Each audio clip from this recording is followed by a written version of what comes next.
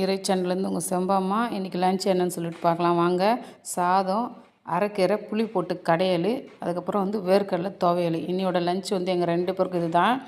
90s 80s கிட்டுக்கெல்லாம் நல்லா தெரியும். அப்போ 3 4 பொரியல், வகை வகையான குழம்புலாம் இருக்காது. டெய்லி ஒரு குழம்பு ஒரு பொரியல் தான் வைப்பாங்க. அவ்வளோ தேவாமிர்தமாக இருக்கும். இது எல்லாமே 80s 90s கிட்டோட ஞாபகார்த்தம். இது கூட ரசம் சேர்த்து வைப்பாங்க, அவ்வளோதான்.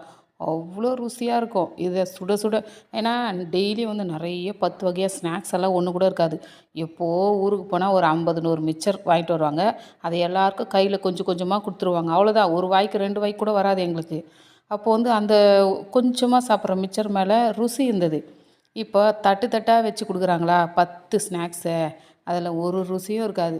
இந்த குழம்பு, இந்த சோறு, இந்த துவையலுக்கு இருக்கிற ருசி முன்னாடி இப்போ காலகட்டத்தில் இருக்கிற பிரியாணி கூட முன்னவே நிற்க முடியாது. அவ்வளோ டேஸ்ட்டாக இருக்கும். தவிர்க்க வேண்டிய உணவு ஒன்று பார்க்கலாமா இன்றைக்கி? ஸ்வீட் ஐட்டம்ஸ் ஃபுல்லாகவே தவிர்த்துலாம். அதான் ஒயிட் சுகரு, மைதாவால் செஞ்ச ஸ்வீட்ஸ் மட்டும். அதுக்கு பதில் கருப்பட்டி ஸ்வீட் சாப்பிட்டுக்கோங்க.